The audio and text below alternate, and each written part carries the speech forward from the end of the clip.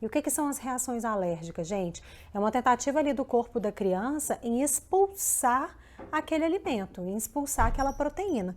Porque ele entende, né, por uma imaturidade, porque são células pouco maduras, pouco treinadas aí, né, vamos dizer assim, na guerra contra os protozoários, fungos, bactérias, os micro-organismos que realmente trariam aí algum dano para a nossa saúde, por essa imaturidade, o sistema de defesa, que são os nossos soldadinhos ali, vão entender que proteína de alimento também pode fazer mal ao corpo e vão começar a tentar expulsar. E aí aparecem os sintomas de pele, né, a dermatite atópica, que pode estar ligada à alergia, nem sempre, mas em alguns casos pode, né? Estima-se aí que cerca de 30% a 35% das dermatites atópicas possam estar ligadas aí à alergia a algum alimento, né? Tem algum alimento que dispare essa dermatite, né? É importante sempre fazer tratamento com o alergista, tá, gente? Porque ela é multifatorial, então nem sempre só tirando o alimento a gente consegue melhorar totalmente o quadro, em alguns casos sim, mas sempre tem que fazer o tratamento, o acompanhamento com o alergista, isso é muito importante. Tem toda uma questão aí, né, de hidratação, algumas vezes algumas pomadas medicamentosas, também na questão assim de cuidados com temperaturas extremas, tá? Fiquem atentas a isso. Então, sintomas de pele, como dermatite atópica, as urticárias, que são aquelas placas vermelhas que levantam muito rápido, né? Angioedema, que são os inchaços, inchaço de boca, inchaço de olhos, né? Geralmente as partes mais molinhas ali do rosto. Ou podem trazer também, isso tudo, gente, é o corpo tentando expulsar a proteína, tá? Então isso é a guerra ali que o sistema de defesa está travando contra o alimento, tentando expulsar esse alimento. E aí vão dando essas diversas reações, dependendo da criança, cada criança vai ter um conjunto de sintomas, cada criança vai reagir de uma forma, né? Eu sempre falo isso aqui com vocês. Criança APLV ou com outras alergias alimentares, dependendo do corpo da criança, de como esse sistema de defesa ele reage, vão ter aí conjuntos de sintomas diferentes. Então, cada criança é única, cada criança vai ter um conjunto de sintomas, um grau de sensibilidade, e até por isso, né, essa questão do diagnóstico das alergias é complicada e o tratamento também, porque a gente fica naquela, será que está ligada à alergia? Será que não está ligada, né? Então, nós temos aí também de pele as urticárias e os angioedemas, que são reações mediadas por anticorpo, né, que é um outro tipo de soldado. É um soldado, eu sempre falo, muito bombadão, muito forte, ele reage muito rápido, em até ali mais ou menos até 2 horas após o contato com o alimento, que o corpinho não vai ali tolerar.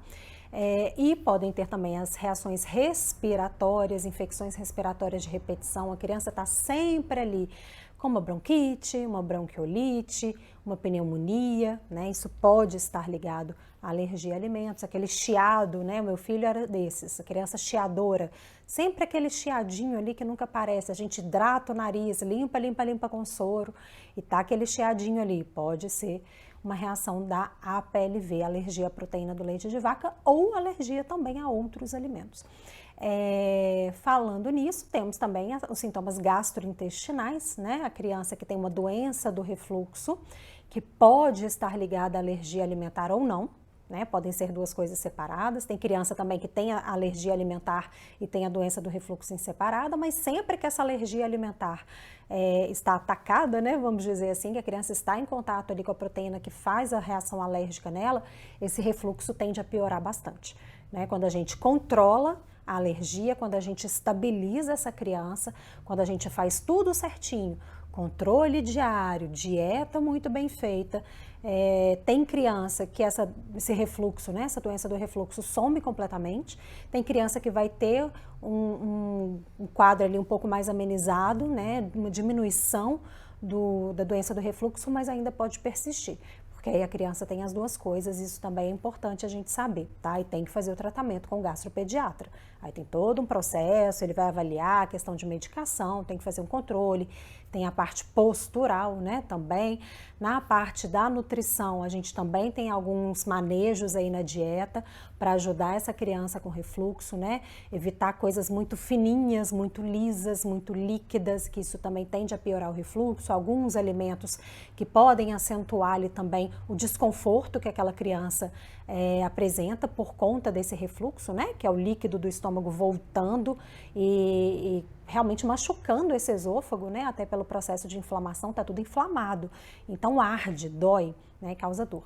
E os sintomas mais localizados ali na região do intestino, levando aí a diarreia ou constipação, que é a prisão de ventre, presença de muco nas fezes algumas vezes, né, que é tipo uma clara de ovo, um catarro que sai misturado ali nas fezes, podendo ou não ter sangue, né, não é toda vez, não necessariamente para ser a PLV precisa ter sangue, sempre pontuo isso aqui para vocês, é um mito também da PLV. Um outro mito, a criança está ganhando peso normalmente, então ela não pode ser a PLV, ela não tem alergia à proteína do leite de vaca, é outro mito, porque a grande maioria, gente, das crianças alérgicas a alimento não tem problema no ganho de peso, tá? A maioria não tem. Em alguns casos, dependendo do intestino, né, que está comprometido, porque nós temos 2 tipos, né, de intestino, intestino fino, intestino grosso. Eles têm funções diferentes, sempre falo isso aqui com vocês, ou se tem um quadro muito acentuado de diarreia, ou se tem um quadro muito acentuado da doença do refluxo, que pode impedir também uma ingestão adequada de nutrientes. Fissuras anais, que podem estar ligadas à alergia, né? Fissuras que são difíceis de fechar. Trata, melhora um pouquinho, abre de novo, trata, melhora um pouquinho, abre de novo. Assadura persistente, é aquela assadura que o mínimo contato com aquele cocôzinho ali, a bundinha da criança já sapeca toda, né? A do meu filho tinha essa assadura. O cocô vinha muito ácido por conta da inflamação intestinal, o cheiro ácido mesmo, a gente sente esse cheiro mais ácido ali no cocô. Quase um cheiro de amônia, né, de água sanitária, e às vezes até apodrecido, né, fica bem apodrecido, a gente fica, não é possível que isso está saindo de dentro dessa criança tão pequena, e muito por conta da inflamação intestinal. Então ali é o mínimo contato, sapeca a bundinha da criança, né, já ouvi profissionais falando com mães, eu ouvi isso também, não está limpando direito, não está tendo cuidado de troca de fralda. Não é isso não, gente. É coisa assim de segundos. Eu já cheguei a trocar no meu filho coisa de 13, 14 fraldas por dia. Ele fazia uma forcinha, evacuava. Eu já ia ali, limpava com água, né? Evitava lenço umedecido, porque também pode ter alergênicos. O mais natural possível, uma aguinha ali, né? Só quebrando gelo, o máximo com algodão, passava um óleo mineral. Mesmo assim sapecava, né? Porque vinha componente alergênico ali no cocôzinho e o cocô muito ácido realmente queimava essa pele do bumbum. Então isso também pode estar ligado à alergia a alimentos. E aí temos todos esses sintomas. E aí no caso do meu filho, ele tinha problema, né? Comprometimento no ganho de peso, então ele tinha uma inflamação um pouco maior aí do intestino fino e grosso. Tinha sintomas respiratórios, tinha algumas questões de pele também, era uma pele mais sensível, uma criança atópica, né? O que é uma criança atópica? Que tem esse sistema imunológico mais hiperreativo. Então, o meu filho, ele adquiriu a tolerância, né? Meu filho é múltiplo alérgico, ele reagiu à soja de início, mas ele adquiriu a tolerância com 9 meses. A proteína do leite de vaca. E assim, gente, adquiriu a tolerância, falo com 9 meses, porque foi quando a gente fez o TPO, o teste de provocação oral do leite de vaca. O meu filho adquiriu a tolerância com 1 aninho e 2 meses, que foi quando o meu marido fez o TPO, sem eu saber, né? Porque eu, assim como vocês, como mãe de alérgico também, tinha pânico de reintroduzir a proteína, demorei tanto para estabilizar esse menino, para acabar com as reações alérgicas dele, estudei tanto para entender o que eu tinha que fazer para estabilizá-lo, né? Porque eu só ouvia, tira leite, derivados da dieta, leia rótulos. E o meu filho não melhorava, foram 5 longos meses com o João Arthur, tendo muita evacuação com sangue, muita dor, muita distensão, muito choro, noites nada dormidas, né? Desespero total, baixo ganho de peso. E eu demorei tanto, e aí com 1 aninho ele estava lindo, estabilizado, ganhando peso, se desenvolvendo super bem. E aí eu falei, o que eu vou fazer teste? A gente não faz, né? Por isso é tão importante ter um bom acompanhamento médico e nutricional, inclusive para nos amparar nesse momento, falar qual que é o momento certo, como fazer de forma segura, porque como mães de alérgicos a gente fica com medo mesmo. Enfim, aí né, o meu marido acabou fazendo TPO, não é para marido fazer TPO, né? Xinguei até, a gente tinha que ter o aconselhamento ali médico, mas também não tivemos nada nesse sentido na época, tentei achar, não consegui. Ele acabou fazendo e deu certo, me contou, né? Porque se tivesse dado errado, eu queria ver o que tinha dado. Então eu descobri que meu filho já estava tolerante com 1 aninho e 2 meses, né? No caso do João Arthur. E aí depois a gente descobriu a alergia à proteína da carne de boi, no processo de introdução alimentar. Ele ficou tolerante com 2 anos. E por último, o cacau, que ele ainda reage. E eu só fui descobrir, né? A gente só ficou sabendo dessa alergia depois de 2 anos, porque eu só liberei chocolate aqui para experimentar depois de 2 anos, que é doce, né, gente? Açúcar para criança acima de 2 anos, né? Então fiz direitinho, segurei bonitinho aqui, só experimentou e aí ele assou, né? Já não faz os sintomas como fazia antigamente, porque geralmente depois de 1 aninho a criança não sangra tanto.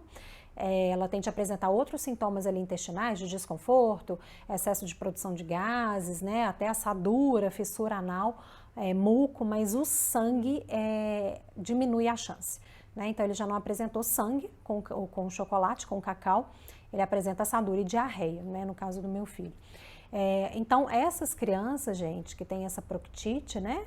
Essa inflamação ali do intestino grosso, elas tendem a adquirir tolerância perto de 1 aninho.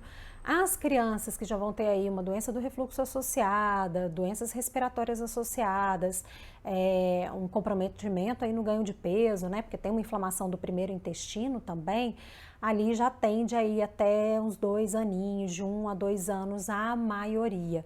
Então, esse tipo de criança, né, que tem um sintoma mais tardio, então o caminho até a reação é mais longo, mas o caminho até a tolerância tende, na maioria dos casos, ser mais curto, entre 1 a 2 anos de idade da criança, na maioria dos casos.